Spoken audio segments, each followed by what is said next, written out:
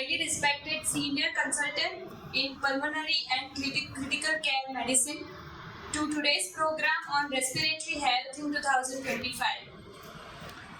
So, Dr. Neil Thakkar currently serves as a consultant pulmonary and critical care physician at Pearl Screening and Sterling Hospitals in Vadodara.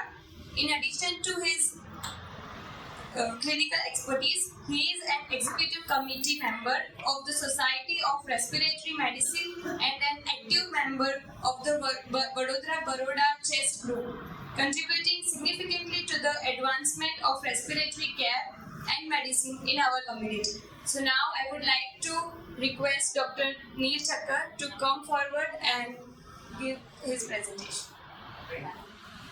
Thank you for the kind introduction. કેમ છો બધાએ? બધાને Gujarati, Hindi, English આપણે વધારે શેમાં વાત કરશું? ગુજરાતીમાં વાત કરશું, બરાબર છે? તમને થોડા લોકોને યાદ હશે, હું નોર્મલી વાયા વડોદરા સંસ્થા નામથી જૂના કાળજી પર આવતા હતા ત્યારે આપણે 2-3 પ્રોગ્રામ કર્યા હતા. એક આપણે ગુજરાતી નાટક કર્યું હતું, પછી એક કોમેડી અને મ્યુઝિક પ્રોગ્રામ કર્યો હતો આરિફ સૈયદ જોડે, પછી 1-2 વાર આપણે યોગાનો કેમ્પ અને મેડિકલ કેમ્પ બી ત્યાં કરેલા છે. એટલે ત્યારે બી હું કાળજી જોડે એના પહેલા એસોસિએટ થયા છે. હવે આજે આપણે વાત કરવાના છે, today we are talking about respiratory health in 2025.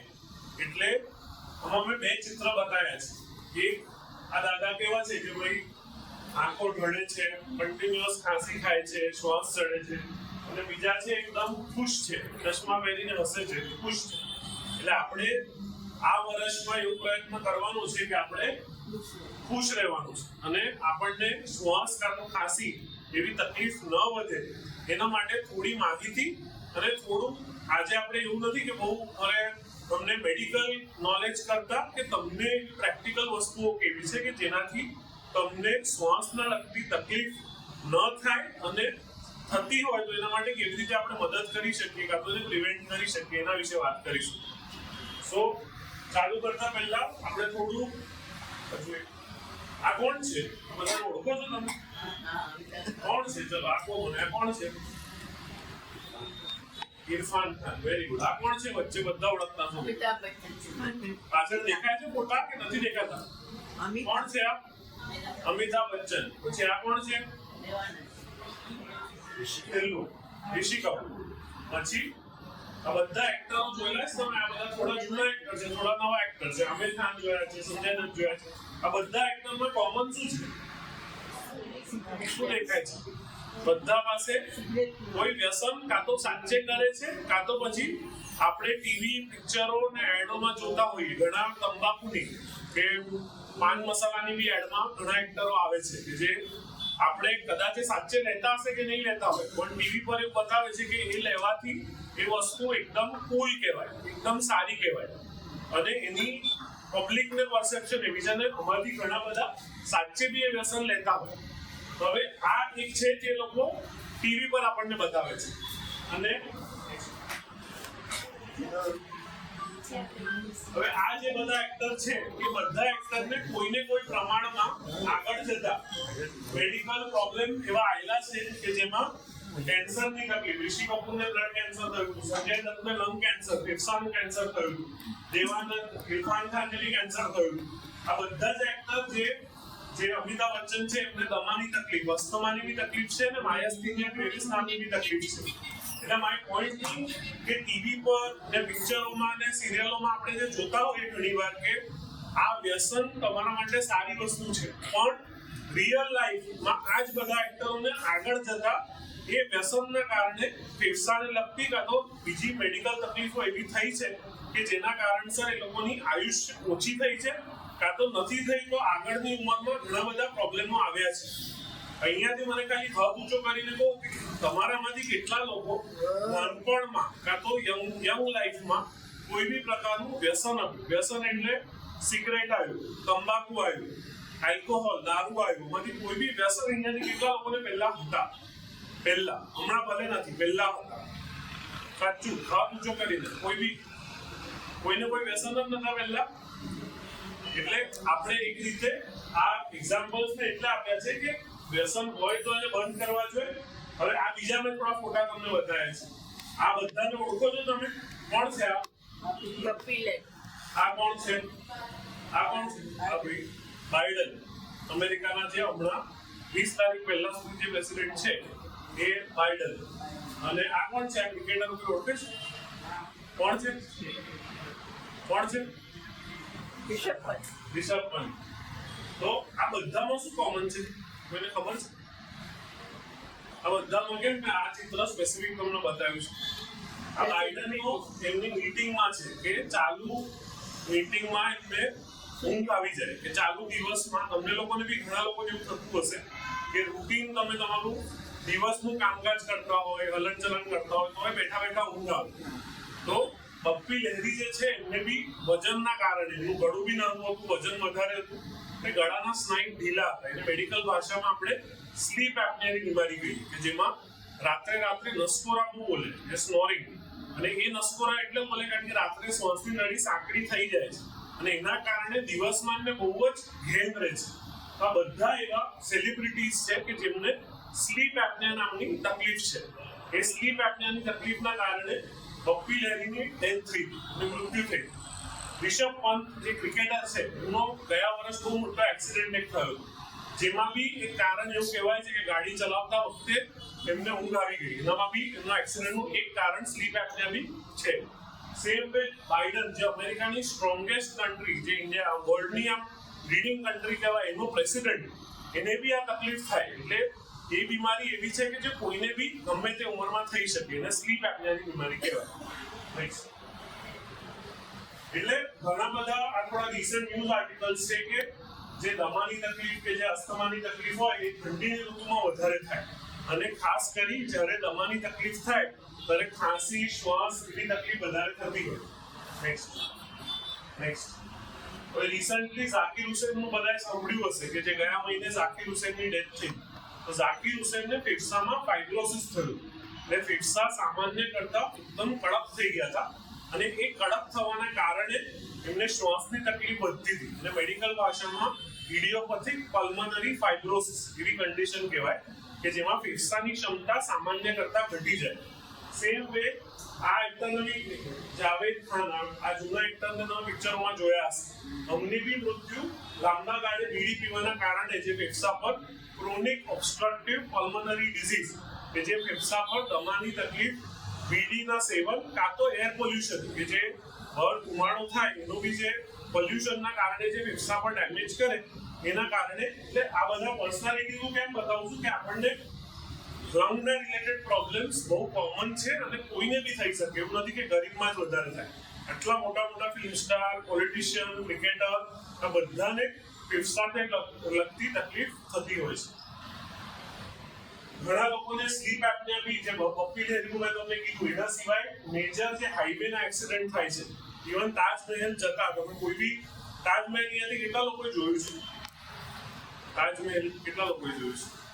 1 2 3 4.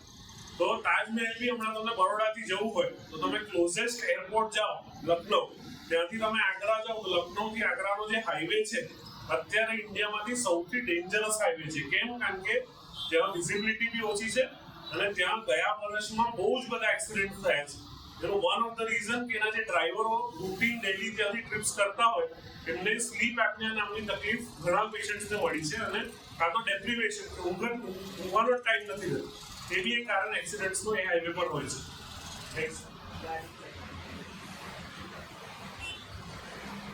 Next અને જો હવે આ બધા થોડા મેં તમને ન્યૂઝ એવા બતાવ્યા કે જે રિસન્ટ ટાઈમ્સમાં ફેફસાના અંગિત બીમારીઓના કારણે જે પ્રોબ્લેમો થતા હોય, પણ હવે નવી ટેકનોલોજી જોડે આપણી પાસે રેસ્પિરેટરી હેલ્થ સુધારવાના બી નવા પદ્ધતિઓ આપણી પાસે આવે છે. ગૂગલ બધાએ સાંભળ્યું છે? ગૂગલ યુઝ કર્યું છે ફોનમાં? ગૂગલ બધાએ વાપર્યું છે અહીંયા? તો ગૂગલ એવી જે નોર્મલી ઇન્ટરનેટમાં તમે કશું શોધવા માટે જે વસ્તુ વાપરતા હોય, હવે ગૂગલ એવી વસ્તુ લઈ આવી છે કે તમને ખાલી ખાંસી આવે કે ખાંસીનો અવાજ આવે, એ ખાંસીના અવાજ પરથી એ પિકઅપ કરી શકશે કે એ અવાજથી તમને શક્યતા ટીબીની વધારે છે, દમાની વધારે છે કે કયા પ્રકારનો રોગ હોવાની શક્યતા વધારે છે. એટલે ખાલી અવાજના ઉપર તમારા મોબાઈલ ફોનમાં બી તમે ખાલી ખાંસી થઈ તમે ગૂગલ કહી શકે એવું કે ભાઈ તમને આના કારણે ખાંસી થવાની શક્યતા વધારે છે ખાલી અવાજથી. સેમ વે સ્માર્ટ વોચ, બધા ઘણા લોકો ઘડિયાળમાં સ્માર્ટ વોચ વાપરે છે. તો સ્માર્ટ વોચમાં આ એક ન્યૂઝ છે કે જે એપલ વોચ, એક 29 યર ઓલ્ડ છોકરી કે જેને રાત્રે સુતા વખતે ખાલી સ્માર્ટ વોચ પહેરી હતી. તો એ સ્માર્ટ વોચથી એને એવું ખબર પડી કે મારી વચ્ચે પલ્સની ગતિ બહુ વધી જાય છે. તો એટલી એ ટેકનોલોજીથી એને એના ડોક્ટરને પૂછ્યું કે ભાઈ મારું આ એલાર્મ વાગે છે કે મારી વચ્ચે પલ્સ વધી જાય છે. ડોક્ટર એના ટેસ્ટ કરાયા અને એ ટેસ્ટમાં એવું ખબર પડી કે ફેફસાની મેઇન નળીમાં એને ક્લોટ હતો. એટલે એ ક્લોટ અને જો એ ના પકડાયું હોત તો એ જીવન જોખમ ક્લોટ હતો. પણ એ ટેકનોલોજીના કારણે એનું ડિટેક્શન થયું, વહેલી સારવાર થઈ અને એનો જીવ બચી શક્યો. એટલે ટેકનોલોજી હવે જે આર્ટિફિશિયલ ઇન્ટેલિજન્સ છે કે જે ટેકનોલોજી છે એ હવે આપણને ઘણા બધા આવા રોગ માટે, રેસ્પિરેટરી હેલ્થ માટે મદદ કરે છે, જેનાથી વહેલું નિદાન અને વહેલી સારી સારવાર મળી શકે. હવે ઇન્ડિયામાં બિઝનેસ ટુડેમાં ગયા વર્ષ આવ્યું, હવે ઘણા લોકોને અહીંયા એનો વધારે જે તમે લોકો મોબાઈલનો ઉપયોગ અહીંયા બધા કરતા હોય છે કે ઓછું, તો તમારામાંથી આ ઇન્ડિયાનો સર્વે છે, તમારા કદાચ સૌથી વધારે બી હોઈ શકે, ઓછો ટાઈમ બી હોઈ શકે. ઇન્ડિયામાં 57% લોકો એટલે 60% જેટલા લોકો એમને ડૂમ સ્ક્રોલિંગ એટલે બેઠા બેઠા કામ ના હોય તો કન્ટિન્યુઅસ મોબાઈલમાં સ્ક્રોલ કર્યા કરે, ઇન્સ્ટાગ્રામમાં રીલ જુએ, ફેસબુક છે, કોઈને કોઈ એપ્લિકેશન કન્ટિન્યુઅસ જોયા કરે, એને ડૂમ સ્ક્રોલિંગ કહેવાય. 88% એટલે 90% લોકો ઊંઘતા પહેલા કન્ટિન્યુઅસ ફોન વાપરે છે, કન્ટિન્યુઅસ. અને 50% ને એ બધું કર્યા પછી દિવસના ટાઈમમાં ઘેરની તકલીફ કે ઊંઘ આવતી રહે, રૂટીન કામમાં. અને ઘણા લોકો એમાંથી 40% એમના ફોનને બ્લેમ બી કરે છે, એટલે ખબર બી છે કે અમારો પ્રોબ્લેમ આ જ છે, પણ એમને એનું એટલું બધું એડિક્શન છે કે એના માટે કશું કરી નથી શકતા. સેમ વે 60% 11 પછી સુવે છે. અને અગેન કે ઊંઘ ના આવવાના શક્યતા એ લેડીઝમાં વધારે છે જેન્ટ્સ કરતા, કે ઊંઘ એમને મોડે સુધી ના જ આવતી હોય. અગેન કે એટલે આ બધી ઇન્ડિયાની હેબિટ્સ છે. કેમ હું સ્લીપની બી સાથે વાત કરું છું એવું તમને આગળ બતાવીશ, પણ તમારી જેટલી સારી સ્લીપની ક્વોલિટી હશે, રેસ્પિરેટરી હેલ્થ એટલે ફેફસાની આપણે જ્યારે બી હેલ્થની વાત કરીએ, તમારી સારી ઊંઘની હેબિટ્સ એ બી તમારા રેસ્પિરેટરી હેલ્થ જોડે સ્ટ્રોંગલી એસોસિએટેડ છે. જેટલી સારી અને ક્વોલિટી સ્લીપ આપણી હોય એટલી દિવસમાં બી આપણને બીજા બધા રોગ, મગજનો રોગ, હૃદયનો રોગ, ફેફસાની બીમારી, આ બધાની કોઈ બી ઇમર્જન્ટ કે સ્ટ્રોકનો રિસ્ક, હાર્ટ એટેકનો રિસ્ક, આ બધાનો રિસ્ક એ ઘટાડે. નોર્મલી આ ઇન્ડિયામાં કે જે સૌથી વધારે કોમન રોગ જેના કારણે મૃત્યુ થતી હોય છે, તો ઇન્ડિયામાં એનું લિસ્ટ 2000 થી 2019માં કમ્પેર કર્યું હતું, તો સૌથી વધારે હાર્ટનું કે હાર્ટ એટેક, મગજનો સ્ટ્રોક, ફેફસાને લગતી ફોર્થ આવે COPD, એટલે જે મેં તમને કીધું ક્રોનિક ઓબ્સ્ટ્રક્ટિવ પલ્મોનરી ડિઝીઝ, એટલે ધુમાડાના કારણે કે તો સિગરેટના કારણે જે ફેફસા પર ઇફેક્ટ થતી હોય. અત્યારે તમે દિલ્હીમાં રહો તો એક દિવસ દિલ્હીમાં તમે ચાલો, હરો-ફરો, દિલ્હીમાં કશું તમે પોતે નથી કર્યું, દેટ ઇઝ ઇક્વિવેલન્ટ કે તમે રોડની 5 થી 10 સિગરેટ પીઓ છો.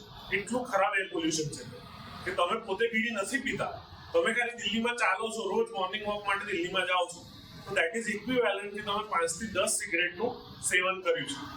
ગુજરાતમાં તમે અત્યારે બરોડામાં કોઈ બી ઇન્ડસ્ટ્રીયલ એરિયા કે કોઈ બી અર્બન એરિયામાં તમે ચાલવા માટે ખાલી નીકળો, રોજ તમે 1 કલાક મોર્નિંગ વોક માટે જાઓ માસ્ક વગર, તમારું સેવન નોર્મલ હવામાં 2 સિગરેટ જેટલું છે ગુજરાતમાં. આપણે હજુ 10 સિગરેટ જેટલું નથી પહોંચ્યા, પણ આપણી એર ક્વોલિટી ઇન્ડેક્સ ખાસ કરીને અમદાવાદ અને રાજકોટ એ 2 જગ્યાએ વધારે વરસાદ છે. બરોડા હજુ એના કમ્પેરમાં સારી છે, પણ તો બી બરોડામાં બી ગુજરાતમાં તમે વોક કરો તો ખાલી નોર્મલ વાતાવરણમાં હવા લેવી, આપણે કોઈ સેવન બીજું કોઈ આપણા બાજુ સિગરેટ પીતું નથી, તો બી એનું જે પોલ્યુટન્ટ્સ એટલા હોય છે કે 2 સિગરેટ જેટલું પોલ્યુટન્ટ્સ આપણે ડેઈલી વાતાવરણમાંથી લઈએ છીએ, કારણ કે આપણે એર પોલ્યુશનનો પ્રોબ્લેમ એટલો વધારે છે. હવે જ્યારે આપણે રેસ્પિરેટરી હેલ્થની વાત કરીએ, આ નોર્મલ લંગ્સ હોય, સેન્ટરમાં બધાને આ કોમન જ છે, કોઈનું કંઈક 3 લંગ નહીં હોય, બધાની 2 જ લંગ છે. સેન્ટરમાં એક શ્વાસની મેઇન નળી આવે, રાઈટ અને લેફ્ટમાં ડિવાઈડ થાય, રાઈટ સાઈડ જમણું ફેફસું, લેફ્ટ સાઈડ ડાબું ફેફસું. આ મેઇન નળીને ટ્રેકિયા કહેવાય, ટ્રેકિયા બે બ્રોન્કાઈમાં ડિવાઈડ થાય. એકવાર કરી દો.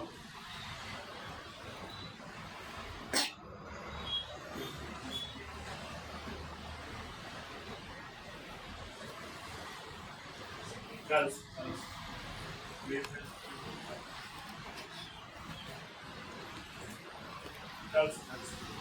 બેઝિકલી આ શ્વાસની નાની નાની નળીઓમાં ડિવાઈડ થાય એટલે આપણે ફેફસાને ફુગ્ગાની જેમ ગણો તો નાની આપણી જે શ્વાસની નળી હોય એનાથી આપણે શ્વાસ લઈ નાની નાની નળીઓમાં જાય અને નાના નાના અલ્વિયોલાય હોય જે ફુગ્ગા જેવા હોય જેનાથી આખું ફેફસું તમે નોર્મલ ઊંડો શ્વાસ લો ત્યારે આખું ફેફસું ખુલે અને શ્વાસ છોડો ત્યારે આખું ખાલી થાય ફેફસાની અંદર કોઈ બી બીમારી જ્યારે બી ફેફસાને થાય કાં તો આપણી શ્વાસની નળીને અફેક્ટ કરશે જેને મેડિકલ ભાષામાં એરવે કહેવાય શ્વાસની નળી કાં તો પછી લંગને કરશે જે ફેફસા છે એને પોતે કરશે કાં તો પછી ઇન્ટરસ્ટિશિયમ એટલે હું તમને કહું કે આ ખુરશી છે આ ચેર છે તો આપણે જે તમારી લાકડાની બની છે મેટલની બની છે તો એનું ફ્રેમવર્ક જે બનાવે એને આપણે ઇન્ટરસ્ટિશિયમ કહીએ ત્રીજું છે કે ઇન્ટરસ્ટિશિયમ ને થઈ શકે અને ચોથું કે ફેફસાને જે નળીઓ જે વાસ્ક્યુલર સપ્લાય હોય એને કોઈ અફેક્ટ કરે તો આ 4 કમ્પાર્ટમેન્ટમાં નોર્મલી પ્રોબ્લેમ થતો હોય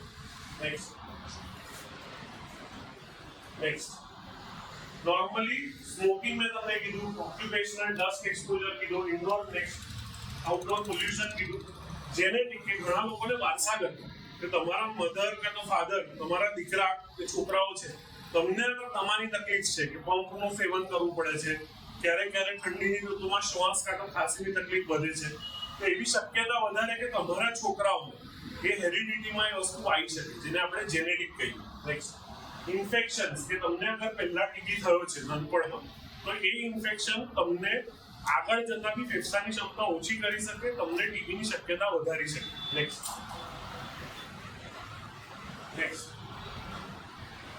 aging populations. So again, this is important for you. કે જે extremes of age હોય એકદમ નાનપણ છે ને એકદમ ઓલ્ડ એજ છે આ બંનેમાં તમને રેસ્પિરેટરી પ્રોબ્લેમ્સ થવાની શક્યતા વધારે રહે એટલે અવારમાં આપણે જે પ્રિવેન્ટિવ મેજર્સ અને અર્લી સ્ક્રીનિંગ એ બંને વેલું કરવું જોઈએ નોર્મલી મેં તમને કીધું કે ક્યારે બી કોઈ ફેફસાની તકલીફ થશે કાં તો નાની નળીઓને અફેક્ટ કરશે કાં તો પછી જે મેઇન ફેફસું છે એને અફેક્ટ કરશે આ નોર્મલી નોર્મલ શ્વાસની નાની નળીઓ હોય જેને એર સાક્સ કાં તો અલ્વિયોલાય કહેવાય કે જેનાથી નોર્મલ તમે શ્વાસ લો તો એ આખો શ્વાસ ખુલવો જોઈએ અને જ્યારે તમે શ્વાસ છોડો ત્યારે પૂરી રીતે ખાલી થવો જોઈએ હવે જે પેશન્ટ્સને ધુમાડાના કારણે ફેફસા પર ઈજા થઈ હોય કાં તો એમ્ફાઇસીમા નામની તકલીફ હોય એવા પેશન્ટ્સને શું થાય કે જ્યારે તમે શ્વાસ લો છો ત્યારે આખું લેવાય છે ખરો પણ જ્યારે ખાલી કરવાનું છે ત્યારે આખું ખાલી નથી થતું થોડું ખાલી થાય છે થોડું ભરેલું છે જે એવરી શ્વાસ જ્યારે લે ત્યારે થોડું વધારે ભરેલું છે એને એમ્ફાઇસીમા કહેવાય કે dynamic hyper inflation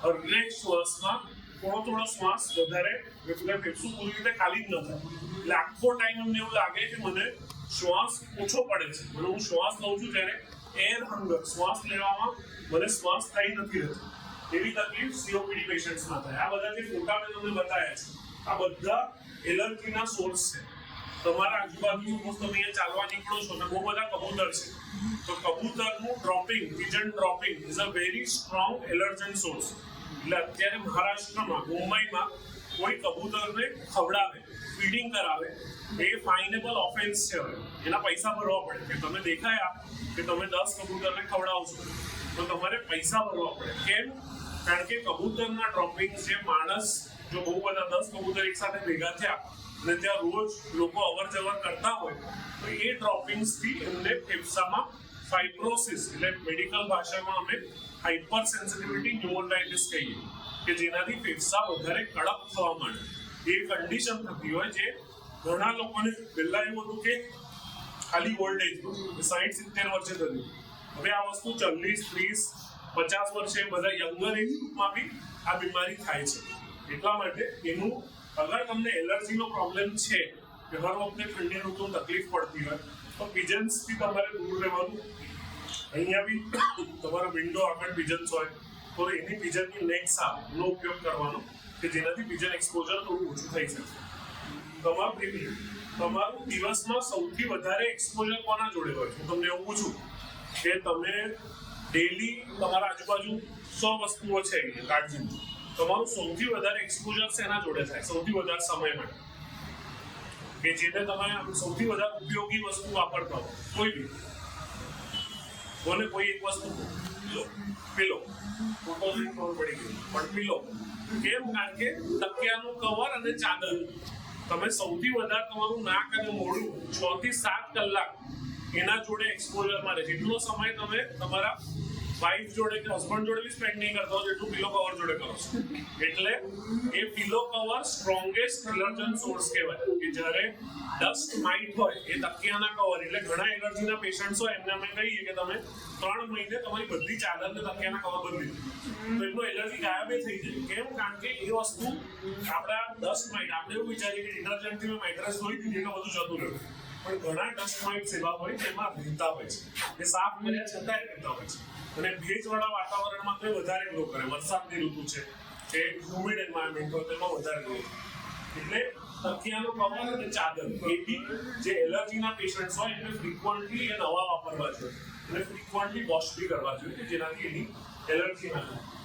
air cooler, અહીંયા કુલર છે, તમારી પાસે એસી છે, એસી કુલર જે જૂના હતા જેમાં ઘણસ અને પાણીનું સાથે મિક્સ થાય તો ત્યાં બી ફંગસનું એલર્જી બહુ વધારે થાય અગર જૂનું કુલર હોય. એટલે આવા બધામાં બી કોઈને એલર્જીની તકલીફ હોય તો જૂના કુલરનો ઉપયોગ નહીં કરવાનો, કારણ કે એમાં પાણી ઘણીવાર ભેગું હોય, પૂરું ખાલી ના કર્યું હોય અને પાણીને ઘસ જ્યાં ભેગા થાય ત્યાં અસ્પરજિલસ નામનું ફંગસ બહુ કોમન હોય, જેનાથી બી એલર્જીનો પ્રોબ્લેમ અને અસ્થમાની તકલીફ વધી શકે.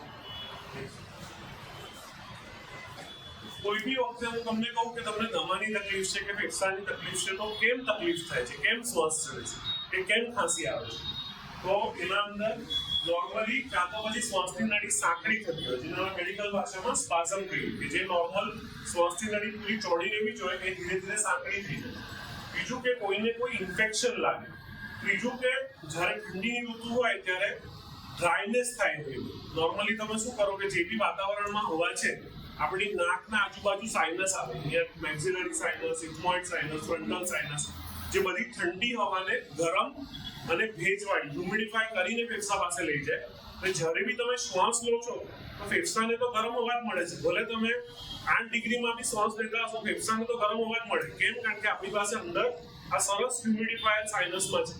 પણ ઘણા લોકોને જેમને એલર્જીનો પ્રોબ્લેમ હોય આ સાઇનસ બ્લોક થઈ જાય, એટલે એ જ ઠંડી હવા ગરમ થયા વગર ઠંડી ફેફસામાં જાય, એટલે એના કારણે એની ખાંસીની તકલીફ વધી જાય. એટલે આપણે સાઇનોસાઇટિસમાં એ સાઇનસ ખુલે એવી દવા આપીએ કે જેનાથી તમને ખાંસીને શ્વાસ ઓછો થાય.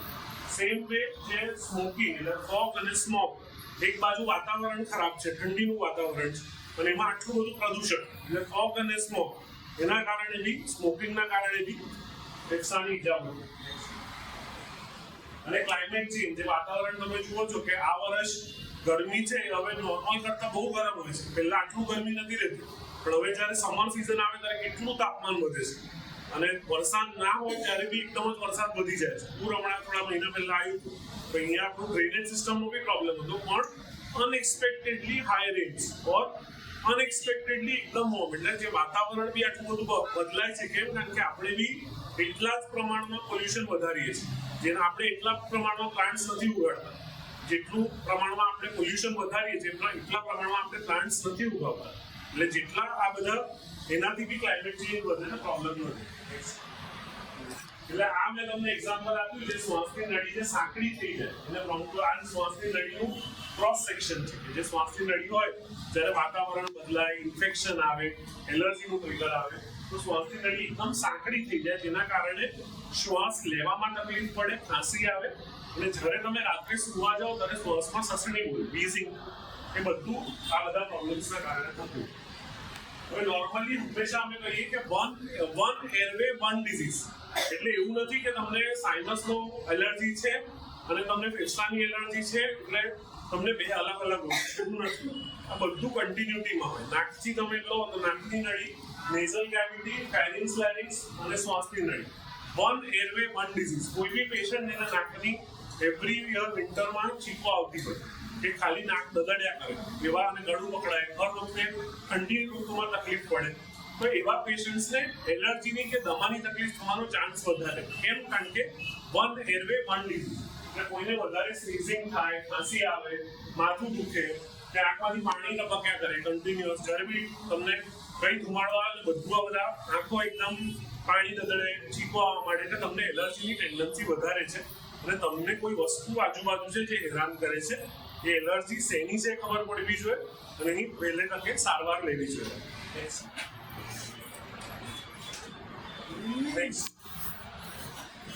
નોર્મલી દમાની તકલીફ હોય તો જેવી ખાંસી આવશે ને તમને એ એપિસોડિક બને. એટલે એવું નથી કે દમાના પેશન્ટમાં હંમેશા ખાંસી અટેક્સમાં આવશે કે એકદમ જ ઉધરસ આવી પછી અડધો દિવસ સારો ગયો પછી ફરી આવી પછી ગયો. એટલે અસ્થમાના પેશન્ટ્સમાં એપિસોડિક કફના અને શ્વાસના અટેક આવે જેનાથી આપણને એમાં હંમેશા પંપ લેવાથી બહુ જ સારો સુધારો થાય, ઇમ્પ્રુવમેન્ટ આવે.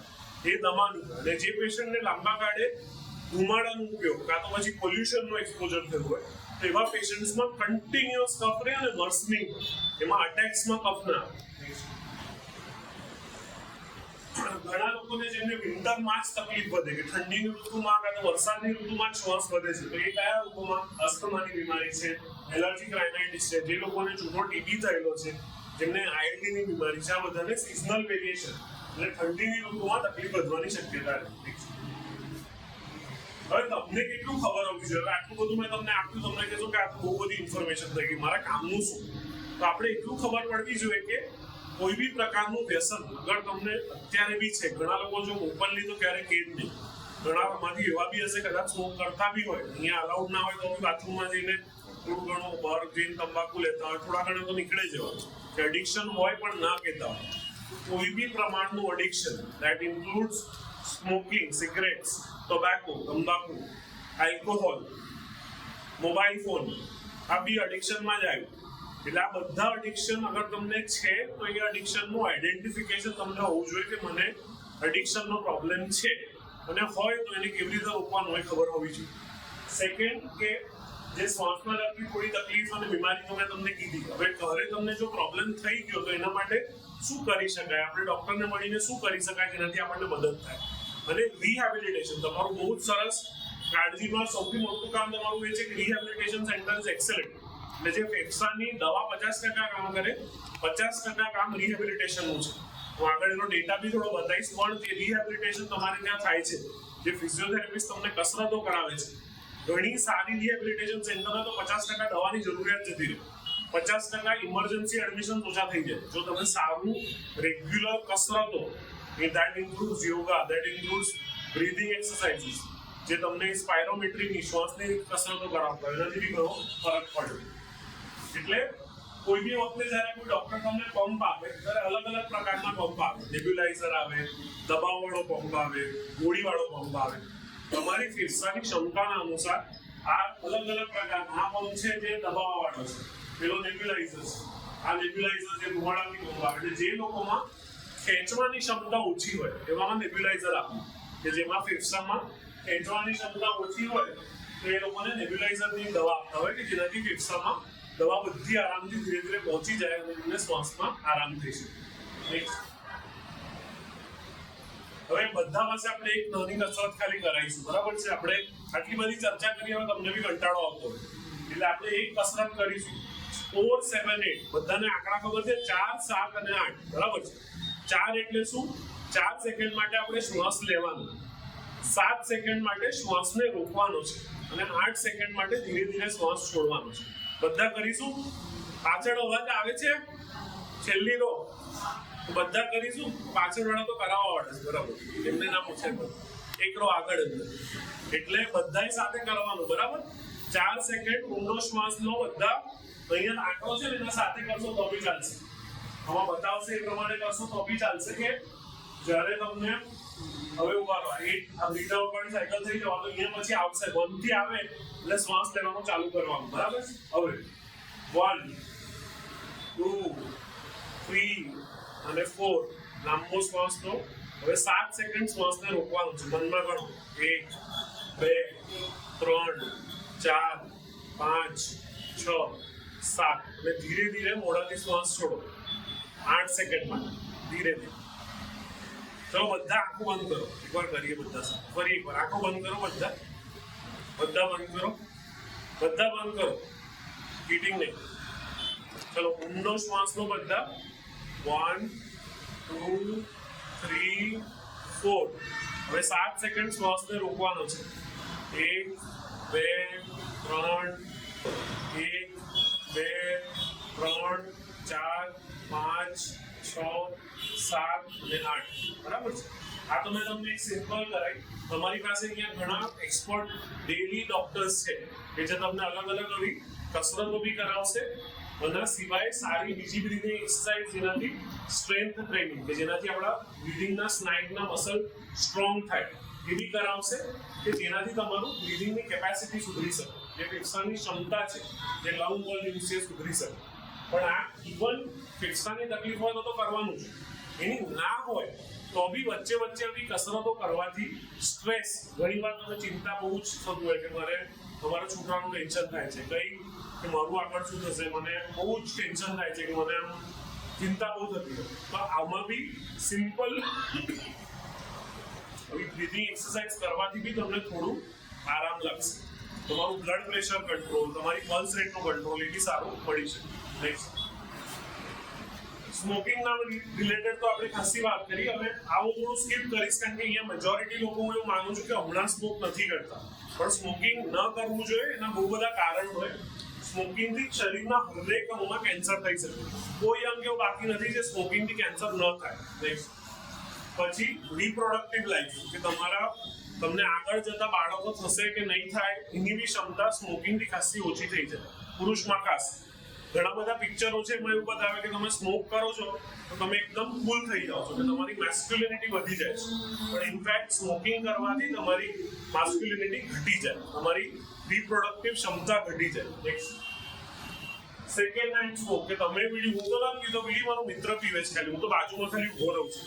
સેકન્ડ હેન્ડ સ્મોકથી અમેરિકાનો ડેટા છે 30,000 લોકોની મૃત્યુ ખાલી બીડીના સેવનથી એ જાતે નતા કરતા, એમને બાજુમાં કોઈ કરતું, એનાથી હાર્ટ એટેક આવીને એમની મૃત્યુ થઈ ગઈ. એટલે એ passive smoking is also equally bad. હવે એના સોલ્યુશન, હવે મેં કીધું પ્રોબ્લેમ તો બહુ બધું છે. આ જે સ્ટાર વાળું છે ને, it is not only for smoking, it is for smoking, it is for tobacco, it is for alcohol and it is also for mobile phone. મોબાઈલનું એડિક્શન હોય તો બી આ ચાલે. આજે કઈ તારીખ છે? 1 જાન્યુઆરી. બહુ સારી તારીખ છે ને હેબિટ છોડવા માટે, બરાબર છે? તો જ્યારે બી કોઈ હેબિટ છોડવી હોય તો સૌથી પહેલું કામ છે તારીખ નક્કી કરવી પડે કે આ તારીખથી હું હેબિટ છોડીશ. મારી વર્ષગાંઠ છે, મારી એનિવર્સરી છે, મારા ફેવરેટ ફિલ્મ સ્ટારની બર્થડે છે, જે બી તારીખ હોય કે 1 જાન્યુઆરી તો આજથી હું આ હેબિટ છોડીશ. તો પહેલું સેટ અ ક્વિટ ડેટ કે આ તારીખ પછી બંધ તો બંધ. એવું નહીં કે હું 10 ઓછા કરીશ, 5 ઓછા કરીશ, 2 ઓછા કરીશ, કોઈ ટર્કી મેથડ, એટલે બંધ તો બંધ. એટલે એક પહેલું તારીખ સેટ કરવાની. બીજું પ્રચાર. આપણે બધા વોટ્સએપ સ્ટેટસ વાપરીએ છીએ, ફેસબુક સ્ટેટસ વાપરીએ છીએ, વોટ્સએપ સ્ટેટસ વાપરો છો અહીંયા. તો એ સ્ટેટસ એટલે શું કે તમે વસ્તુનો પ્રચાર કરો છો કે ભાઈ ચલો અમે આજે આ એક્ટિવિટી કરી, આજે ડોક્ટર બોલવા આવ્યા, અમે એનું પ્રચાર કર્યું. તો એ પ્રચાર તમારે એ એડિક્શન માટે બી કરવાનું કે મારે આ એડિક્શન આ તારીખથી છોડવું છે. બધાને જ કહેવાનું, મિત્ર છે, ફેમિલી છે, જે લોકો તમને એની પ્રોત્સાહન આપતા હોય કે આ વસ્તુ કરો, મારે છોડવું છે, મને ફોર્સ નહીં કરવાનો. એ દુકાનવાળો જે તમને એ વસ્તુ પ્રોવાઈડ કરતો હોય એને કહેવાનું કે મારે આ છોડવું છે, મને ફોર્સ નહીં કરવાનો. મોબાઈલ માટે બી ઘણા લોકો તમને કહેશે કે મોબાઈલ વધારે કરો, તો એમને કહેવાનું મારે ઓછું કરવું છે, મને ફોર્સ નહીં કરવાનો. સેકન્ડ કે ચેલેન્જીસ હંમેશા આવશે. કોઈ બી એડિક્શન છોડશો પ્રોબ્લેમ આવવાના છે. તમને તાવ જેવું લાગશે, વિથડ્રોલ ઇફેક્ટ આવશે, મને તો ઘરમાં મોબાઈલ અડવો જ પડશે. એટલે ઘણા બધા મારા પેશન્ટ છે જેમને ઊંઘનો પ્રોબ્લેમ આવે તો એમને એ જ કહું કે આપણા ઘરે દાગીનાનો બોક્સ હોય ને, જેમાં બધા દાગીના એકદમ સંભાળીને મૂકતા હોઈએ, તો મોબાઈલ આપણે એ જ તાળામાં રાત્રે મૂકી દેવાનું, તો આપણું ઘણું બધા ઊંઘના પ્રોબ્લેમ સોલ્વ થઈ જશે. Same way remove the product from your surrounding કે બીડી છે કે એનું તમારા બાથરૂમમાં, તમારા વ્હીકલમાં, કશે બી આજુબાજુ એ વસ્તુ હોવી ના જોઈએ. નેક્સ્ટ, જ્યારે બી ઈચ્છા થાય કે ના મારે આ એડિક્શન વાપરવું જ છે તો એની અર્જને ડીલે કરવાનું, પાણી પી લેવાનું, કોઈ ડિસ્ટ્રેક્શન. આ બધું એડિક્શન થાય કેમ તમને આ વસ્તુનું કોઈ ઘણા લોકોને ભજીયાળીની બી આદત હોય, ઘણા લોકોને તંબાકુની આદત હોય. કેમ હોય? કારણ કે તમારું માઇન્ડ એવું રિલેટ કરે છે કે હું આ વસ્તુ લઈશ તો મને મને બહુ સારું ફીલ થશે, મને ડોપામિન મારા શરીરમાં વધી જશે, મને એવું લાગશે કે આ વસ્તુ મને રિવોર્ડ આપે છે, મારું મગજ આમ એકદમ શાંત થઈ જાય છે. પણ એ જ વસ્તુની આદત પછી ધીરે ધીરે પડી જાય અને એ સમય જે તરત ડોપામિન વધતું એ વધારે ક્વોન્ટિટી માંગશે. એટલે હંમેશા એને ડિસ્ટ્રેક્શન, તમારે બીજી કોઈ એવી એક્ટિવિટી કરવાની કે જેનાથી તમને મદદ થઈ શકે. નેક્સ્ટ, સ્મોકિંગ બંધ કરવાથી લાંબા ગાળે ઘણા બધા ફાયદા છે. કેન્સરનો રિસ્ક, હાર્ટ એટેકનો રિસ્ક કોઈ બી જાતની લાંબા ગાળે સ્ટ્રોકનું રિસ્ક કે બધા રિસ્ક આગળ જતા તમારા ઘટી જાય. ઊંઘના વિશે મેં તમને વાત કરી હતી કે જ્યારે બી આપણે રેસ્પિરેટરી હેલ્થની વાત કરીએ ત્યારે સ્લીપ હાઇજીન ખબર હોવી જોઈએ. હેન્ડ હાઇજીન બધાને ખબર છે, કોરોનામાં બધાને હાથ ધોવાની પ્રેક્ટિસ કરાવી હશે, બરાબર છે કે હાથ સારી રીતે ધોવાના. કેમ? કારણ કે હાથથી એ ઇન્ફેક્શન, હું ચીક્યો, મારા હાથમાં સિક્રેશન્સ આવ્યા, મેં ટેબલ અડ્યું, આ ટેબલમાંથી એ ઇન્ફેક્શન બીજાને જઈ શકે. એટલે આપણે હંમેશા હાથ સારી રીતે ધોતા હતા, રાઈટ? કોરોના પછી તો વધારે સારી રીતે ધોઈએ છીએ. પણ એવી જ રીતે જેવું હેન્ડ હાઇજીન હોય એવું સ્લીપ હાઇજીન આવે. સ્લીપ હાઇજીન એટલે ઊંઘમાં બી તમને થોડી હાઇજીન રાખવી પડે કે રોજ 9 વાગે હું સૂવું છું તો 9 વાગે હું સૂઈ જઈશ. Sleep time fix. સ્લીપના જસ્ટ પહેલા, ઊંઘતા પહેલા કોઈ સ્ટિમ્યુલેટરી ડ્રિંક્સ ના હોવા જોઈએ. કોફી, ચા, રેડબુલ, કોકોકોલા, કોઈ બી કોલ્ડ ડ્રિંક એવી કે જેનાથી તમને સ્ટિમ્યુલેશન આવશે એવું ના થવું જોઈએ. સૂતા પહેલા મગજને સ્ટિમ્યુલેટ કરવાવાળું મોબાઈલ, તમે ડ્રામા જોયું, તમે એક્શન જોયું, તમે થ્રિલર જોયું, તમે કોઈ પિક્ચર જોયું કે જે જોવાથી તમારું મગજ એક્સાઇટ થાય છે, તો એ વસ્તુ તમારી ઊંઘની ઇફેક્ટ કરવાનું જ છે. એટલે ઊંઘ પહેલા કશું એકદમ કામ વસ્તુ, જો જોતા બી હોય તો એકદમ કામ અને એકદમ શોર્ટ ટાઈમ માટે જોવાનું. સેકન્ડ કે કોઈ કુલ અને ક્વાઇટ એન્વાયરમેન્ટમાં સુવાનું, ડીમ લાઇટ એન્વાયરમેન્ટમાં સુવાનું, કોઈ તમારું જે બ્રાઇટ લાઇટ્સ બહુ ચાલુ ન હોવી જોઈએ ઊંઘામાં. તો આ બધાથી તમારી ક્વોલિટી ઓફ સ્લીપ સુધરશે. નેક્સ્ટ હવે એક કારણ હંમેશા ઇન્ડિયામાં હોય કે બધા મેડિકલ રીઝન સાંભળ્યા, પણ મને પૈસાનો તો વાંધો નથી, પણ આ એક ડેટા છે ઇન્ડિયામાં ખાસ કે તમે ખાલી જેટલા પૈસા સિગરેટમાં નાખો છો, કે જેટલા પૈસા તંબાકુમાં નાખો છો, કે જે વ્યસનમાં નાખો છો, અગર તમે એટલો જ ટાઈમ એટલા પૈસા ખાલી ઇન્વેસ્ટ કરી દીધા, ફિક્સ ડિપોઝિટમાં મૂકી દીધા, તો બી તમારું કેટલો બધા પૈસા આગળ જતા ગ્રો થાય છે. એટલે બતાવે છે કે તમારું financial drainage, emotional drainage, health drainage કેટલું થાય છે એ એક એડિક્શનના કારણે. હવે વિન્ટરમાં બધા પ્રિકોશન્સ બધાને ખબર છે, ગરમ કપડાં બધા પહેરે છે, પછી એડિક્વેટ હાઇડ્રેશન, પાણી પૂરતું પીવાનું, ડસ્ટ ફ્રી સરાઉન્ડિંગ, રસીકરણ, અહીંયા નિકુંજભાઈ બધાને કરાવતા જ હશે કે જે વેક્સિનેશન, એન્યુઅલ બધાને ફ્લૂ શોટ આવે કે જેનાથી વારંવાર ન્યુમોનિયાનો રિસ્ક ઘટી જાય, ન્યુમોકોકલ વેક્સિન આવે જેનાથી બી તમને ઇન્ફેક્શનનું કાં તો ન્યુમોનિયાનો રિસ્ક વધી જાય. કોઈને પ્રી એક્ઝિસ્ટિંગ અગર લંગ ડિઝીઝ હોય, ફેફસાની બીમારી હોય, તો ફિઝિયોથેરાપી ને બ્રીથિંગ એક્સરસાઇઝ તમારી પાસે અહીંયા ટીમ છે જે બહુ સારું કરાવે છે. અગર કોઈ એલર્જીના સિમ્પટમ હોય તો એની એક એલર્જીની ડાયરી રાખવાની કે મને એલર્જી દર વર્ષ થાય છે, હું આ વસ્તુ ખાઉં છું ને એના પછી મને થાય છે, તો એ લખી રાખવાનું. હું આ પાવડર વાપરું છું તો એના પછી થાય છે, તો એ પાવડર નહીં વાપરવાનો, એ લખી રાખવાનું, એ ડાયરી રાખવું જરૂરી છે. અને કોઈ બી એન્ટીબાયોટિક કોર્સ, કોઈ દવાનો કોર્સ કોઈ ડૉક્ટર તમને પ્રિસ્ક્રાઇબ કરે, કે તમારા રિલેટિવ છે કે તમારા જનરલ ફિઝિશિયન છે કે કોઈ સ્પેશિયાલિસ્ટ છે, તો એ એન્ટીબાયોટિક 2 દિવસમાં બંધ નહીં કરવાનું. સારું લાગશે પણ એન્ટીબાયોટિક તમને 5 દિવસનો કોર્સ આપ્યો છે ને 2 દિવસમાં બંધ કરી તો આગળ જતા કંઈ વધારે સિવિયર તકલીફ થઈ ને તો એ દવા અસર નહીં કરે. કારણ કે બોડી ઓળખી જશે કે ભાઈ આ દવા પાર્શલ લીધી છે એટલે એનું ડ્રગ રેઝિસ્ટન્સ આગળ જતા વધારે થશે. એટલે હંમેશા કોઈ બી દવાનો કોર્સ કોઈ ડૉક્ટર તમને કહે જેટલા દિવસ કીધા છે એટલા ફિનિશ કરવાનું, તો એનાથી ડ્રગ રેઝિસ્ટન્સનો પ્રોબ્લેમ ઓછો થશે. લંગ માટે નેક્સ્ટ અલગ અલગ સ્ક્રીનિંગ ટેસ્ટ હોય, સાદો એક્સરે હોય જેનાથી ખબર પડે કે આપણને કોઈ ફેફસાની તકલીફ છે કે નહીં. નેક્સ્ટ લંગમાં કોઈ ઓક્યુપેશન કે તમે કામ કરતા હોય એ જગ્યાએ તમારે એના કારણે બી તકલીફ થઈ શકે, તમને આગળ જતા સ્મોકિંગના કારણે બી ચેન્જીસ આવી શકે. અલગ અલગ બધી ફેફસાની બીમારીઓ છે જે એક્સરેથી આપણને ખબર પડી શકે. લંગ ફંક્શન ટેસ્ટ એટલે શું કે જે લોકોની ઉંમર વધારે 50 ઉપર ઉંમર હોય, જેમને સ્મોકિંગનું પહેલા એક્સપોઝર હોય, ટીબી પહેલા થયેલું હોય, એલર્જીનો પ્રોબ્લેમ પહેલા હોય, કોરોના કોઈને થયેલું હોય, તો આવા બધા પેશન્ટ્સમાં ફેફસાનો ફંક્શનનો રિપોર્ટ આવે જેને સ્પાયરોમેટ્રી કહેવાય. એ કમ્પ્યુટરમાં ફૂંક મારી અને ફેફસાની ક્ષમતા આપણે જાણી શકીએ કે આપણા હાઈટ અને વેઇટ હિસાબે આ સ્ટેન્ડર્ડ વેલ્યુ છે, પણ તમારી કેટલું ફંક્શન છે, કેટલું વોલ્યુમ આવે છે, એ તમારો ઉંમર હાઈટ વેઇટ હિસાબે બરાબર છે કે ઓછું છે, એના હિસાબે એની સારવાર બી થઈ શકે છે. એમાં હવે નોર્મલ વેલ્યુ આપે એના પછી પંપ લેવાથી કેટલું સુધરે છે એ બી આપણને ખબર પડે. જે પેશન્ટ્સમાં સુધારો સારો હોય તેવા પેશન્ટ્સમાં પંપનો ઉપયોગથી બેનિફિટ થશે, નહીં હોય તો ખબર પડશે કે બેનિફિટ નથી થવાનું. નેક્સ્ટ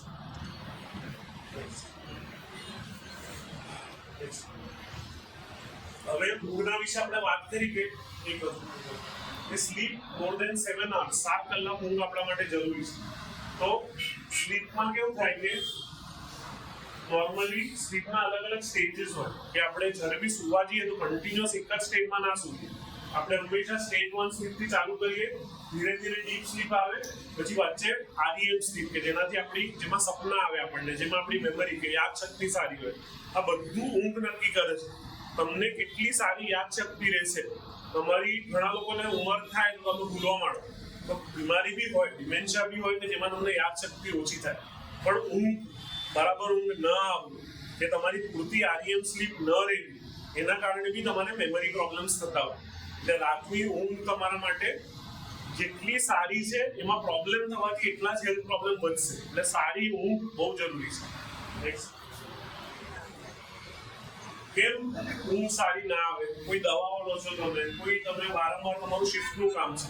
અહીંયા ઘણા બધા તમારા રેસ્ટોરન્ટમાં કામ કરતા હશે, જીમમાં કામ કરતા હશે કે જેમની શિફ્ટ હશે, જે ડોક્ટર્સ કે નર્સિંગ સ્ટાફ છે કે 8-8 કલાકે અહીંયા નર્સિંગ સ્ટાફની ડ્યુટીઓ લાગતી હશે. તો એ લોકોનું કેવું હોય કે જેની નાઇટ ડ્યુટી છે, પછી ડે ડ્યુટી આવે, પછી નાઇટ ડ્યુટી આવે, તો પેલું ફિક્સ રૂટીન સેટ જ ના થાય. એટલે shift work is one of the causes કે જેનાથી સ્લીપ ક્વોલિટી ખરાબ થાય. સેકન્ડ છે લાઇટિંગ. ચોથું છે ટેકનોલોજી, મોબાઈલ, ટીવી કે કશું ડિસ્ટ્રેક્શન જેના કારણે તમને સારી ઊંઘ લેવા જ ના દે. મ્યુઝિકનું ઘણા બાળકોને રોક મ્યુઝિક ગમે કે ઊંઘતા પહેલા હું તો રોક મ્યુઝિક જ સાંભળીશ, તો એના કારણે બી એમની સ્લીપ ક્વોલિટી ડિસ્ટર્બ થાય. કોફી, ઘણા લોકો એવું માને છે કે કોફી તો આમ ઇટ ઇઝ ધ હમણાં ફેશનમાં છે, હું કોફી જેટલી પીશ એટલું આમ કૂલ લાગીશ કે મારી બહુ જ યાદ શક્તિ સારી હશે, હું એકદમ અલર્ટ રહીશ. એક્ઝામ પહેલા 4-5 કપ બધા કોફી પીતા હોય છે, પણ એ જ કોફી એમની ઊંઘને લાંબા ગાળે ડિસ્ટર્બ કરશે, એટલે એ બી પુઅર સ્લીપ લાવી શકે. નેક્સ્ટ, સ્લીપ ડેપ્રિવેશન કે ઊંઘ બરાબર ના લેવી, એનાથી શું થઈ જાય? તમે વધારે ઇરિટેબલ થાવ, વધારે લિથાર્જિક થાવ, મૂડના પ્રોબ્લેમ આવે, ડિપ્રેશન, એક્સિડન્ટ થવાનો રિસ્ક દિવસમાં, વજન વધવાનો રિસ્ક, હાર્ટ એટેકનો રિસ્ક, ડાયાબિટીસનો રિસ્ક, આ બધા તમારા સારી ઊંઘ ના હોય એનાથી થઈ શકે. થાક લઈ જાઓ, મૂડના ચેન્જીસ આવવા, પછી કોન્સન્ટ્રેશન, કોઈ બી વસ્તુમાં મારે આ ગ્લાસમાંથી પાણી પીવું છે, તમારું ધ્યાન જ નહીં રહે, મારે આ પેન ઉપાડવાની છે પણ મારું ધ્યાન જ વસ્તુમાં ના રહે. આ બધા પ્રોબ્લેમ પુઅર સ્લીપથી થાય.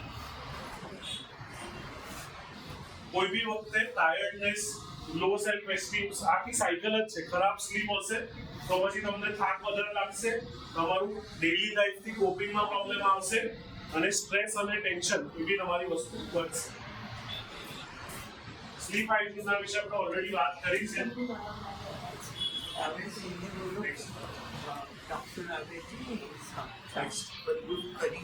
હવે એક તમને યાદ રાખવાનું, જે તમને હું થોડા આંકડા આજે જતા પહેલા પૂછીશ બધાને, બરાબર છે? એક આપણે રૂલ કયો કર્યો તો બ્રીથિંગ એક્સરસાઇઝમાં કયો આંકડો બધાને યાદ કરાવ્યો તમે? કેટલી સેકન્ડ બ્રીથ કરવાનું, 4 સેકન્ડ લેવાનું, 4, 7, 8 યાદ છે બધાને? 4 સેકન્ડ શ્વાસ લીધો, 7 સેકન્ડ શ્વાસ રોક્યો અને 8 સેકન્ડ સુધી શ્વાસને જવા દીધો. બધા બોલો કયો નંબર છે? 4, 7, 8. બરાબર છે? તમારા ફિઝિયોથેરાપિસ્ટ બીજા કોઈ નંબર કે તો એ બરાબર છે, ખોટા નથી. બરાબર છે? આના સિવાય 10, 3, 2, 1 આવી એક રૂલ છે કે 10 કલાક પહેલા, સુવાના 10 કલાક પહેલા નો કેફીન, કોફી નહીં પીવાની. સવારે પીધી બરાબર છે, બપોરે કે સાંજે સુવાના 10 કલાક પહેલા નો કેફીન. ફૂડ ઓર આલ્કોહોલ કે કોઈ બી ખાવાનું અને સ્લીપના વચ્ચે 3 કલાકનું મિનિમમ અંતર રાખવાનું, તરત સુઈ નહીં જવાનું. સેકન્ડ કે કામ, તમારું કમ્પ્યુટર પર કામ, ઓફિસનું કામ, કોઈને વળવાનું કામ, જે બી તમારું કામ હોય, પણ એ 2 કલાક પહેલા આરામ જોઈએ. તમને વર્ક 2 કલાકનો ડિફરન્સ જોઈએ, અને કલાક પહેલા ના સ્ક્રીન ટાઈમ બંધ, મોબાઈલનો ઉપયોગ બંધ. બરાબર છે? તો કયો રૂલ આને કહેવાય? 10, 3, 2, 1. એ આ બી એક રૂલ છે કે જે સારી ઊંઘ માટે જરૂરી છે. કોફી નહીં, પછી તમારું ખાવાનું 3 કલાકનું અંતર, 2 કલાક કામના વચ્ચેનું ઊંઘના વચ્ચેનું અંતર, અને સ્ક્રીન ટાઈમ 1 કલાકનો મિનિમમ અંતર. સ્ક્રીન ઇઝ એની સ્ક્રીન, મોબાઈલનો સ્ક્રીન, ટેબ્લેટનો સ્ક્રીન, તમારી સ્માર્ટ વોચનો સ્ક્રીન. સ્ક્રીન એટલે સ્ક્રીન. એટલે તમે ઘણા તો હવે ચશ્મા બી આવે છે. હવે એવા ચશ્મા આવે છે કે જેમાં તમે ખાલી તમારા ચશ્મા પહેરીને સુઈ જાઓ તો તમારે કંઈક પ્લે થતું હશે. એટલે આ બી હવે સ્ક્રીન બની ગઈ છે. પણ એટલે જેટલી ટેકનોલોજી આવશે ને પછી કોઈ સ્ક્રીનની જરૂરત નહીં પડે. તમે બટન દબાવ્યું તો અમે આવી ગઈ સ્ક્રીન, એવું થશે. પણ એનાથી જે પ્રોબ્લેમ્સ થતા હોય એ વધવાની શક્યતા રહેશે. હા ભાઈ હલો શું થયું?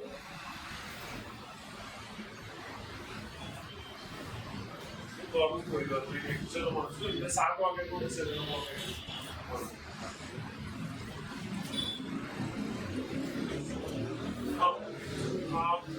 હવે આ છે ને એકચ્યુઅલી બાળકોને અમે સ્કૂલોમાં કહેતા હોય છે પણ આ જ સેમ વસ્તુ મેં કીધું ને એક્સ્ટ્રીમ ઓફ એજમાં કોમન વસ્તુ જ છે. બાળકોને અમે કહીએ કે ગુડ હેલ્ધી લાઈફ માટે બીજો એક રૂલ હતો કે 5-2-1-0 કોઈ બી દિવસમાં 5 સારા શાકભાજી ખાવાનું એ ખાવાના જ ખાવાના. તમારા માટે બી આ જ રૂલ છે. તમારા માટે સરસ મેં કિચન જોયું તમારું આટલું હેલ્ધી ખાવાનું તમને રોજ મળે છે જેમાં તમારી રિક્વાયરમેન્ટ પ્રમાણે પ્રોટીન કેલરી બધું ગણાય છે. કોઈ બી 2 કલાકથી ઓછું સ્ક્રીન ટાઈમ, કોઈ બી એક ફિઝિકલ એક્ટિવિટી, તમારા માટે બી આટલું સરસ જીમ છે, કોઈને કોઈ કસરત તમે જે ડેલી કરો છો, અને 0 શુગર સ્વીટન ડ્રિંક્સ કે જે કોલ્ડ ડ્રિંક હોય જેમાં ખાંડ વધારે હોય, આ બધાથી બી આપણી હેલ્ધી લાઈફસ્ટાઈલ થોડી સારી થઈ શકે. Prevention is always better than cure. કે આ બધા પ્રોબ્લેમને આપણે દવાઓ લઈને કરીએ તો પ્રિવેન્શન માટે આપણે ઘણા બધા મેથડ્સ કરતા હોઈએ છીએ. હવે ફિઝિયોથેરાપીનું મેં તમને કીધું હતું કે તમારી પાસે અહીંયા બહુ જ સારી ફિઝિયોથેરાપીની ટીમ છે. પલ્મનરી રિહેબિલિટેશન, આ હું શ્વાસને લગતી કોઈ બી જે ક્રિટિકલ બીમારીઓ હોય 33% સિવિયર અટેક એના સારા ફિઝિયોથેરાપીથી પ્રિવેન્ટ થઈ શકે. આ ડેટા છે કે સીઓપીડીમાં કાં તો દમાની તકલીફમાં કાં તો ફેફસાની લગતી તકલીફમાં 33% એક્સાસર્બેશન ઓછા થાય. 1,06,500 દિવસ હોસ્પિટલમાં ન રહેવાય, hospital free days with good rehabilitation. Second કે 26,600 એવા પેશન્ટ હતા જે રેગ્યુલરલી સારી રિહેબિલિટેશન કરતા હતા જેના કારણે એમને હોસ્પિટલમાં દાખલ થવાની સ્થિતિ જ ન હતી. એટલે એટલું ઇમ્પોર્ટન્ટ આ રિહેબિલિટેશન આપણા માટે હોય છે. અને આ બધું કોરોનામાં તો આપણે શીખ્યા જ છે કે સારું હેન્ડ વોશિંગ કરવાનું. બધાને હાથ ધોવાના સ્ટેપ્સ તો શીખવાડ્યા છે ને કે હેન્ડ વોશિંગ પ્રોપર બધા કરો છો ને હાથ ધોવો જ બરાબર. કેવી રીતે ધોવું? કોઈ એક જણ બોલે કેવી રીતે ધોવું? હાથ કેવી રીતે ધોવાના? એ તો સાબુથી તો ધોવાનું મને ખબર છે. કેવી રીતે ધોવો છો હાથ? સાબુથી ધોવો. પછી સ્ટેપ્સ, પછી આ એક જ નોર્મલી આપણે જ્યારે બી હાથ ધોઈએ ને બધા સ્ટેપ્સ યાદ રાખવા પડે. કે હેન્ડ વોશિંગ આપણે જ્યારે કરીએ ત્યારે બંને હેન્ડ સીધા, આ તો આપણે પામ્સ કરીએ, પછી બંને આંગળીઓ વચ્ચે, પછી જે આપણો મસાલા આપણે બનાવીએ ને, મસાલા તો નહીં ખાવાનું પણ એવી રીતે ધોવાના કે ટીપ્સ આખી ધોવી જોઈએ. પછી અંગૂઠો, અને પછી પાછળનો બી પાર્ટ છે, અને પછી ડિસ્ટા. એટલે આ બધા સ્ટેપ્સ કરવાના. બધા એક સાથે કરીશું એકવાર, બહુ જરૂરી છે. એનાથી ઇન્ફેક્શન ખાસા ઓછા થઈ જશે. કેવી રીતે કરો? હા, બધા કરો, સારું બી લાગશે. તો ઠંડી બધા કરો, પાછળ બી બરાબર છે. પછી આંગળીઓ વચ્ચે, પછી મસાલા બનાવો, પછી અંગૂઠા આગળ, પછી પાછળ, અને પછી રિસ્ટ. બરાબર છે. આટલા સ્ટેપ જ્યારે બી પાણી જુઓ, કદાચ તમને 15-20 સેકન્ડ વધારે લાગશે, પણ આ નિયમિત કરશો તો રોજ પેલું લૂઝ મોશન થઈ ગયા, ડાયરિયા થઈ ગયા, બધા ઇન્ફેક્શન થઈ ગયા, ખાસું ઓછું થઈ જશે. બરાબર છે. નેક્સ્ટ, પછી ક્યારે બી તમને ખાંસી, શરદી કે એવું કશું પ્રોબ્લેમ હોય તો પછી માસ્કનો ઉપયોગ કરવાનો કે જેનાથી તમારાથી બીજા લોકોને સ્પ્રેડ ન થાય. જે તમારે અહીંયા સરફેસીસ છે કે તમે સપોઝ આ ચેનને અડકી તો પછી મેક શ્યોર કે એ વસ્તુ ક્લીન થાય. ફ્રીજનો દરવાજો છે, આ દરવાજાના હેન્ડલ છે, બધા એને અડવાના છે, એ ક્લીન થવા જોઈએ જેનાથી ઇન્ફેક્શન બીજાને ઓછું સ્પ્રેડ. નેક્સ્ટ, જ્યારે તમને પ્રોબ્લેમ હોય તો આ સોશિયલ ડિસ્ટન્સિંગ તો કોરોના બધા શીખ્યા છે કે થોડું ડિસ્ટન્સ રાખવાનું કે જેનાથી બીજાને ઇન્ફેક્શન સ્પ્રેડ ના થાય. અને પ્રોબ્લેમ કંઈ થાય તો મેડિકલ સ્પેશિયાલિસ્ટ, તમારે ત્યાં આખી મેડિકલ ટીમ સરસ છે. ક્યારે પ્રોબ્લેમ થતો હોય તો એવું મનમાં નહીં રાખવાનું કે ના હું તો મારી લિમિટ છે, હું સુપર હીરો છું. તમે છો સુપર હીરો ડેફિનેટલી, પણ મેડિકલ વસ્તુમાં શ્વાસ, ખાંસી, તાવ, આ બધી વસ્તુમાં જેટલી વસ્તુ ખેંચશો આગળ જતા એ જ વસ્તુ વધશે. એટલે તમારે મેડિકલ હેલ્પ, તમારે અહીંયા જે ડોક્ટર છે, ઓફિસર, મેડિકલ ઓફિસર, ફિઝિયોથેરાપિસ્ટ, જે તમારે અહીંયા મેડિકલ ટીમમાં એમને કહેવાનું કે મને આ મેડિકલ પ્રોબ્લેમ થાય છે. અને ડિસ્ટ્રેક્શન, જે હંમેશા તમને ન્યૂઝ વાંચો ને, મોબાઈલ બધા વાપરતા હો, આજકાલ બહુ જ સનસનીખેજ ન્યૂઝ આવે છે કે નેગેટિવ, કે આ થઈ ગયું, આનું મૃત્યુ થઈ ગયું, આ એક્સિડન્ટ થઈ ગયો, બહુ જ બધા નેગેટિવ ન્યૂઝ આવે. કારણ કે મીડિયા ચેનલ શું કે નેગેટિવ ન્યૂઝ હંમેશા વધારે લોકોને આમ ઇન્ટરેસ્ટ પડશે. એટલે હંમેશા નેગેટિવ ન્યૂઝ બહુ બધા હોય તો તમે મેક શ્યોર કે તમારી પાસે કોઈ હોબી હોય, કોઈ મ્યુઝિક ઇન્સ્ટ્રુમેન્ટ હોય, કોઈ ભજન હોય, કોઈ ભગવાનની ધાર્મિક વસ્તુ કરતા હોય, કોઈ એવું ડિસ્ટ્રેક્શન બી હોવું જોઈએ કે જેનાથી તમારું માઇન્ડ કોન્સ્ટન્ટલી એ નેગેટિવ વસ્તુથી, કારણ કે એ તમારી બીજા બીમારીઓ, રેસ્પિરેટરી બીમારી, કોઈ બી બીજી મેડિકલ પ્રોબ્લેમ્સ એ બધી એ નેગેટિવિટીથી વધશે. એટલે ફોકસ થોડું ડિસ્ટ્રેક્શન પોઝિટિવ વસ્તુ તરફથી આપણે રાખવું જોઈએ. નેક્સ્ટ. સો પોલ્યુશન માટે એક છેલ્લી લાઈન હું કહીશ, be a part of the solution, not a part of pollution. કોઈ બી વખતે ધુમાડો અને stop pollution and plant trees. આપણે આ મેસેજ બધાને જ કહેવાનું, આપણે બી અહીંયા આજુબાજુ કહેવાનું કે નિકોલભાઈ અમને ગોઠવી આપો, અમને પ્લાન્ટ કરવું છે, કરી આપશો તમે, બરાબર છે. પણ થોડું એ અને એર ક્વોલિટી મેં તમને કીધી ગુજરાતની કે ડેલી આ નવેમ્બરનો ડેટા છે ગયા મહિનાનો, કે તમે નોર્મલ શ્વાસ બહાર જઈને લો છો ગુજરાતમાં, દેટ ઇઝ કે 2 સિગરેટ તમે રોજ લો છો, એટલો ધુમાડો ઓલરેડી છે. એટલે આવનારી પેઢી માટે આ વસ્તુ તો 10 ગણી વધારે ખરાબ થવાની છે. એટલે આપણે જેટલું જાતે એક્ટ કરીશું આ પ્રોબ્લેમ્સ ઓછા થશે, જેનાથી રેસ્પિરેટરી હેલ્થ આપણી વધારે સારી થશે. Next. Thank you so much. કોઈને બી કોઈ સવાલ ફેફસાના રિલેટેડ કે કોઈ બી અંદર કંઈ કરવા હોય તો એવું આપણે તમને હું જવાબ આપી શકીશ. Thank you so much for your patience.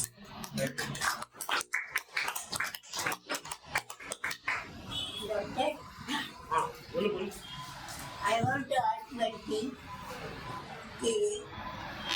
If we એટલે કે આપણે વધારે રાત્રે જમ્યા પછી પાણી પીએ તો 3-4 વાર શું પડે છે યુરિન માટે. હવે પાણી ના પીએ તો એ પ્રોબ્લેમ, પીએ તો એ પ્રોબ્લેમ. એવું કેમ થાય છે? ના, જો પાણીનો એ તો બધાને જ આમાં કેવું હોય કે ઉંમર હિસાબે તમારું બ્લેડરનું કંટ્રોલ, જે આપણી પેશાબની કોથળી હોય ને એના આજુબાજુ એ પેશાબને કંટ્રોલ કરવા માટે એના સ્નાયુ આવે. ઉંમર હિસાબે એ સ્નાયુ થોડા ઢીલા પડે કે વીક થાય.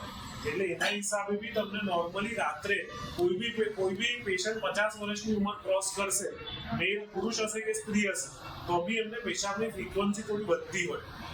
ઘણી વાર એ પાણીના ઇન્ટેકથી રિલેટેડ બી હોય, કાં તો તમારા જે આ સ્નાયુ ઢીલા પડી જાય એના રિલેટેડ બી હોઈ શકે. એટલે તમને એના ભયથી ઓછું પાણી પીવું એ ખોટી વસ્તુ છે. તમારે દિવસમાં પૂરતું પાણીનું ઇન્ટેક એટલીસ્ટ 2 થી 3 લીટર જે જરૂરી હોય એટલું તો તમારે લેવું પડે. અનલેસ કે તમને કોઈ કાર્ડિયક પ્રોબ્લેમ છે, કોઈ કિડની પ્રોબ્લેમ છે, તો એ પાણીનું ઇન્ટેક તમારું 1.5 કે 1.5 લીટર તમને કહેશે. પણ અધરવાઇઝ તમારું પૂરતું પાણીનું ઇન્ટેક તમારા બધા અંગના ફંક્શન માટે, કિડની ફંક્શન, હૃદય ફંક્શન, બોડીની સ્ફૂર્તિ માટે પાણી જરૂરી છે. એટલે ભયથી રહેવાનું નહીં. એના કરતાં પેશાબ વધારે થતો હોય, પ્રોબ્લેમ થતો હોય, તમારે ત્યાંથી અહીંયા ડૉક્ટર બી અઠવાડિયે આવતા હોય છે, એટલે કહેવાનું કે આ પ્રોબ્લેમ મને થાય છે, એક સિમ્પલ ટેબ્લેટ એ તમને રાત્રે લેવાની આપશે કે જેનાથી તમારી પેશાબનો ટોન કે જે વારંવાર તમારા ઉંમર હિસાબે જે મસલ ઢીલા પડતા હોય એ સુધરશે. તો એનાથી ઓટોમેટિકલી રાત્રે પેશાબના કારણે ઉઠવાનું ઓછું થશે. અને કદાચ ઉઠવું બી પડે તો it is like once or twice is normal. 3 થી 4 વાર ઘણી વાર ઉંમર હિસાબે એ થઈ શકે, જે દવાથી થોડું કંટ્રોલમાં આવી છે. અને કબજિયાતનો પ્રોબ્લેમ, ઘણા પેશન્ટ્સને કોન્સ્ટિપેશન ક્રોનિક હોય કે રોજ મોશન ન થાય, તો એના કારણે બી પેશાબની જે કોથળી છે એના પર દબાણ આવતું હોય, જેના કારણે બી તમને વારંવાર એવી તકલીફ થાય. તો એનામાં બી પાણી ઓછું પીશો તો કોન્સ્ટિપેશન વધશે. એ કોન્સ્ટિપેશન વધશે તો પાછું પેશાબની કોથળી પર દબાણ વધશે. એટલે પાણી ઇઝ ઇમ્પોર્ટન્ટ. ફાઈબર જે ફ્રૂટ, પપૈયા છે, એપલ છે, બધાથી બી વસ્તુ થોડી સોલ્વ થઈ શકે. Thank you very much. No problem.